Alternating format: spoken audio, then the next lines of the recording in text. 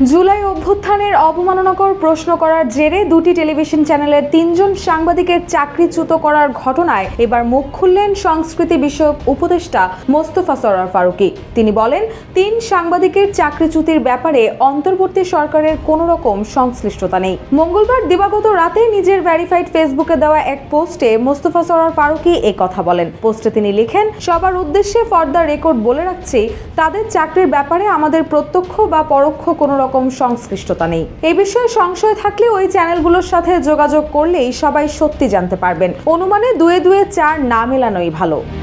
বাংলাদেশের প্রথম 5D AI inverter যুক্ত সর্বোচ্চ বিদ্যুৎ সাশ্রয়ী যমুনা এয়ার কন্ডিশন।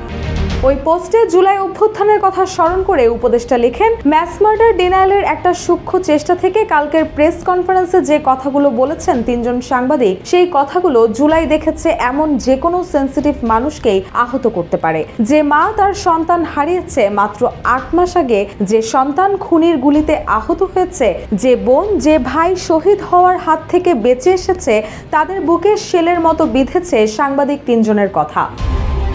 তিনি বলেন, ঘটনা থেকে মাত্র 8 মাস দূরে দাঁড়িয়ে আমরা। খুনির বিচার এখনো হয়নি। পশ্চিমে বিচার হওয়ার পরেও এখনো হলোকাস্ট ডিনায়াল মানুষের বুকে লাগে। আর কালকে যখন প্রশ্ন করা হলো একজন খুনিকে খুনি বলা যাবে কিনা, এই প্রশ্ন জনতা জুলাইকেই বেমালুম নাই করে দেওয়ার একটা চেষ্টা হিসেবেই দেখেছে সবাই।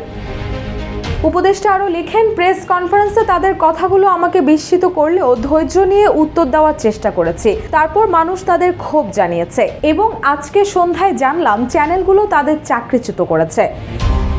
গণমাধ্যমের নিজস্ব পলিসির কথা উল্লেখ করে তিনি আরও লেখেন, প্রত্যেক চ্যানেলেরই নিজস্ব এডিটোরিয়াল পলিসি থাকে। তারা সেই পলিসির আলোকে কি সিদ্ধান্ত নেবে সেটা তাদের ব্যাপার।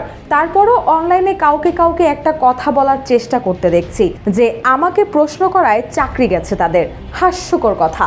বিষয়টা যে আমি না, বিষয়টা যে জুলাই এবং সংশ্লিষ্ট প্রতিষ্ঠানের পলিসির ব্যাপার, এটাও তারা বুঝতে পারছে না।